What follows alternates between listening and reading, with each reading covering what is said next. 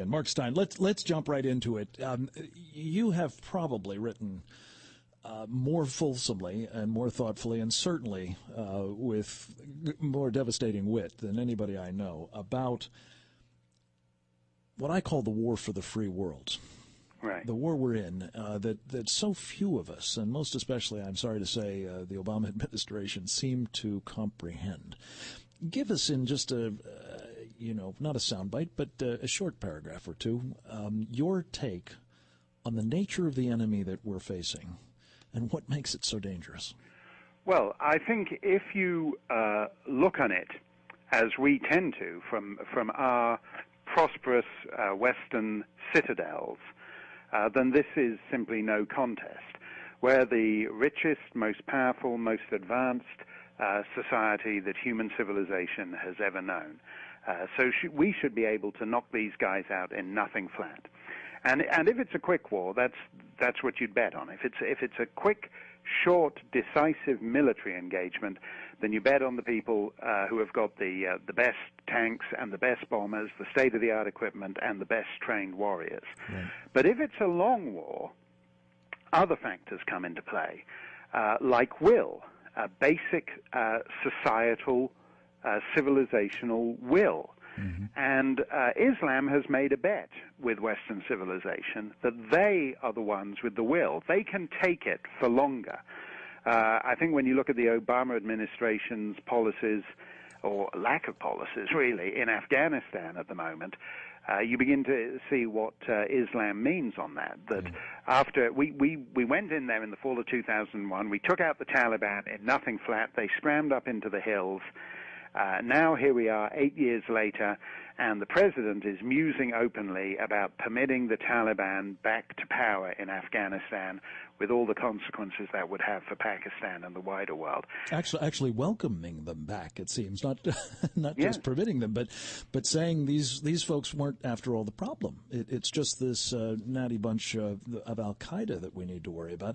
And oh, by the way, I guess the Taliban across the border is considered still to be a problem, at least for our friends in Pakistan. So I mean, the incoherence of this is unbelievable. But you're right, they do seem intent on transmogrifying these guys into somehow now part of the solution, not the problem. Yes, and of course this is on its face ridiculous. I mean, these two organizations, the Taliban and Al-Qaeda, are not separate. The Mullah Omar, one of his wives was one of Osama bin Laden's daughters, and Osama bin Laden, one of his wives, was one of Mullah Omar's daughters. I mean, they're linked in every which way. I guess it's convenient to have the option to have multiple wives that you can marry into a lot of different families at the same time. Exactly. I mean, I'm not saying that narrows it down in the same way it might if you're in some backwoods Appalachian town. Well, not necessarily. Let's leave Appalachia out of this. but what we're seeing, what we're seeing there is, as you say, an incoherent strategy.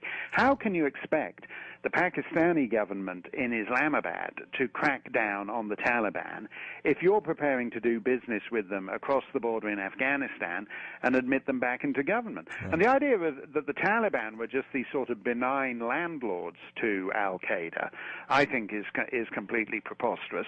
Wherever you are in the world, you can, and I'm not just talking about Indonesia or the Belsen, the schoolhouse bombing in Russia, or the Balkans, Bosnia. I'm also talking about London and Toronto and pretty much everywhere on the planet. You can find young jihadists who passed through those Afghan training camps in the 1990s. The idea that suddenly the Taliban are this reasonable group that we can do business with communicates to the wider world that America is simply not serious about this. Yeah, and that's what I want to get at a little bit further, because I think this prospect that we have indeed these folks inside our countries who have trained, maybe it's not Afghanistan, but many of them did, but certainly in Taliban-run Pakistani camps or Al-Qaeda's camps or Jamaat al-Fuqra's camps or Hamas's camps or Hezbollah's camps or whatever. And you know, what I'm struck by, Mark, and I just love your thoughts on this, is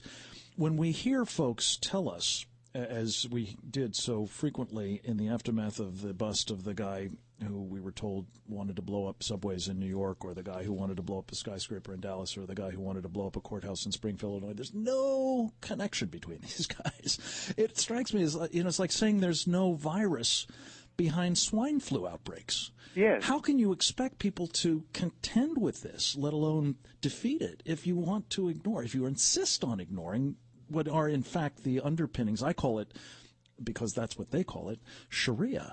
But how on earth can we possibly defeat these guys if we are continuing to ignore that deep connection between them? Yes, we don't want to take on the ideology because it's problematic. Right. That's basically a decision that has been made, perhaps not even consciously, by the political class, that you can't fight the ideology.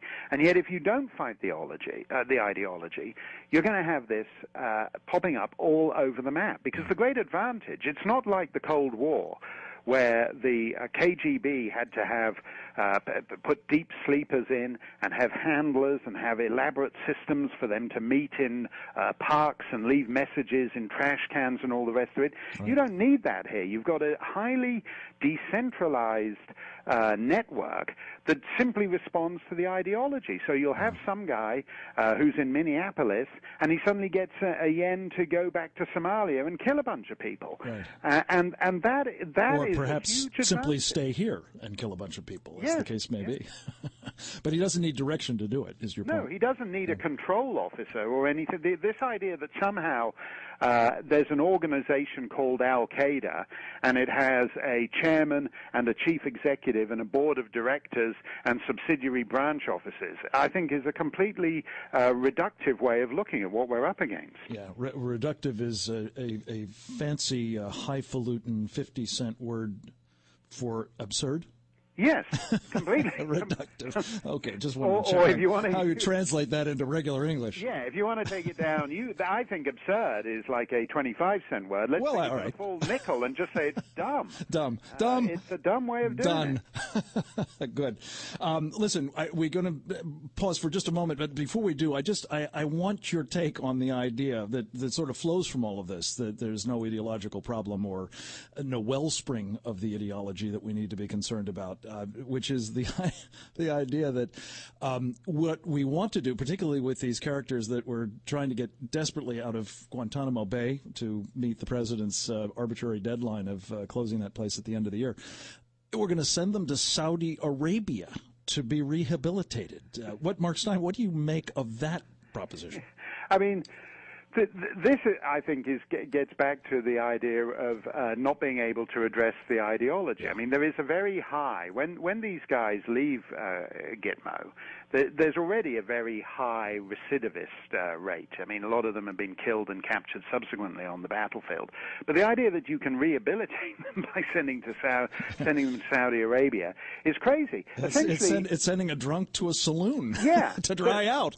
And sending them to a saloon where it's permanently happy hour. Yeah, I mean, basically, free drinks Saudi Arabia, on the house. Saudi Arabia is the source of the ideological infection. Right. That's really spread around the planet. Yeah, the very petri dish for the virus that I'm analogizing to. Mark Steyn, we'll be pausing for moments here, but we're going to delve into something that I know is near and dear to your heart and should be near and dear to the hearts of everybody who has just enjoyed our first segment with you, Mark Steyn, and that is the proposition that people who are afflicted with this virus are poised to keep you, Mark Steyn, and for that matter the rest of us, from enjoying free speech.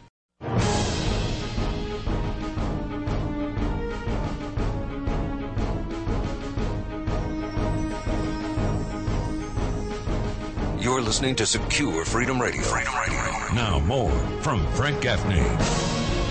On the issue of the relationship between freedom of expression and freedom of religion or belief mentioned in paragraph 38, my delegation would like to emphasize that the episode of the offensive publication of portraits of Prophet Muhammad, peace be upon him, in the media in some countries has highlighted the damage that freedom of speech, if left unchecked, may lead to, not only by hurting the religious feelings of more than 1 billion people, but also to their freedom of religion and their right of respect for their religion. Welcome back to Secure Freedom Radio.